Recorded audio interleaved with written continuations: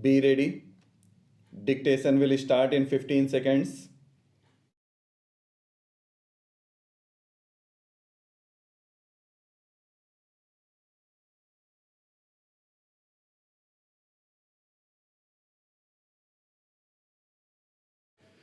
When the Speakers' Conference was held in 1968 in the present Assembly building, I had felt then that it was a small building, but you had carried on with it for these 12 years.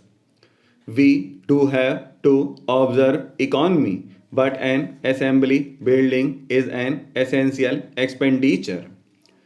Therefore, I am glad that you have thought of constructing a new building. It is like a temple. It is a temple for democracy, temple for the people of whichever faith or political color. It is where all shades of opinion meet and decide as to what should be the fate of the people. Democracy has different colors. We do know some of them, but we are following the parliamentary type of democracy which is growing strong in the Commonwealth countries. Having been a part of the Commonwealth, naturally we choose the parliamentary type.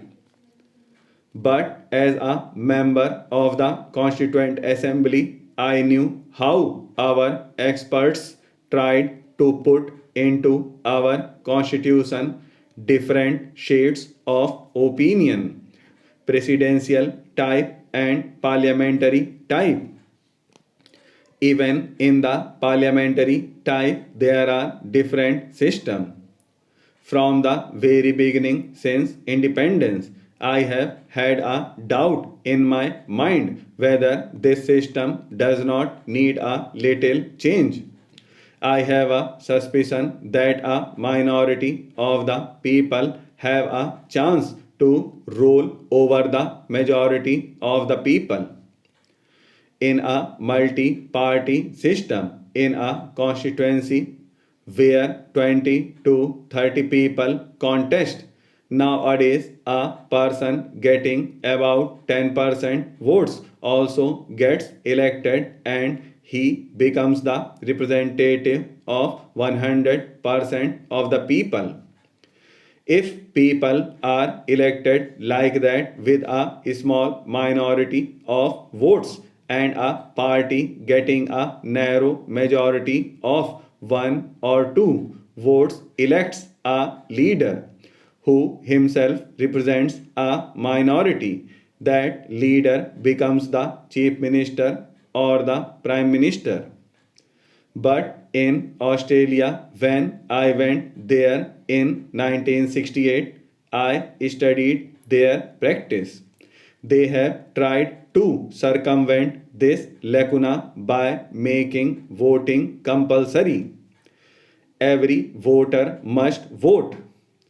If he does not, he has to produce a medical certificate that he is seriously ill, or else he is taken to task a fine or something. I can understand this happening in Australia with a small population of 1.2 or 1.3 crore because the population does not grow there.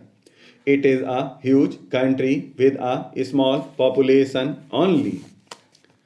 Sir, at the secondary stage, students are called upon to study along with the mother tongue a language which will be Hindi in non-Hindi speaking states, and it should be one of the other languages in the Hindi speaking states, preferably a South Indian language, and also English, which is the third language.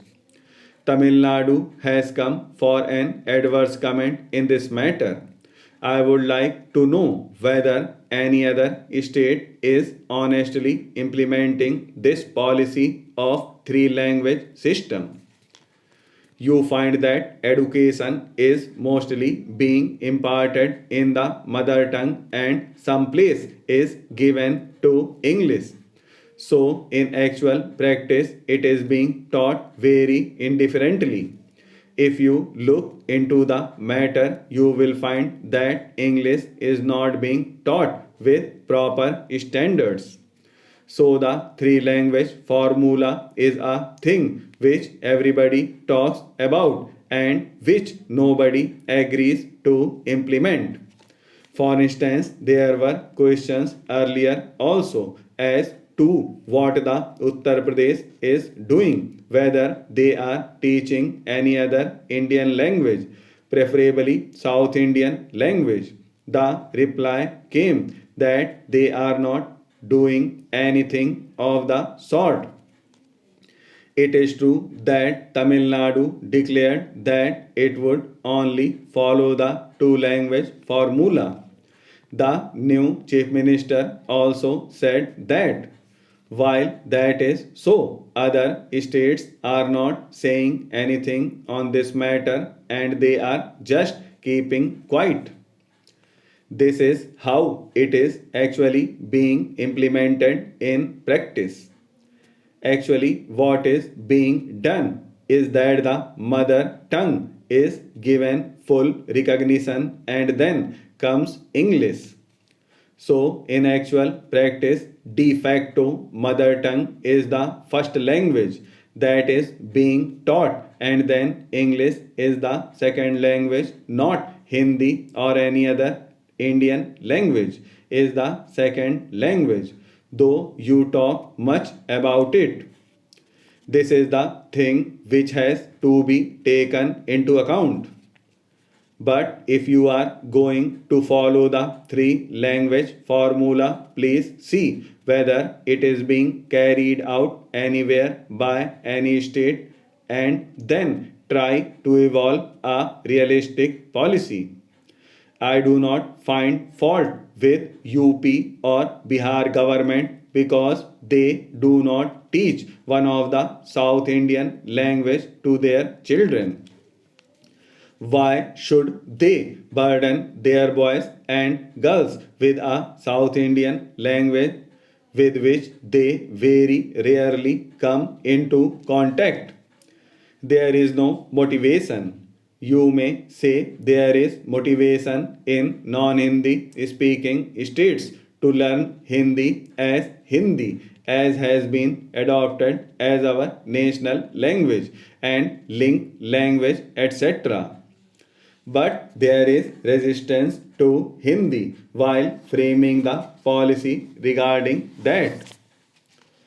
Dear friends, it is an enriching experience to be sharing my perceptions on this vital issue with this August gathering.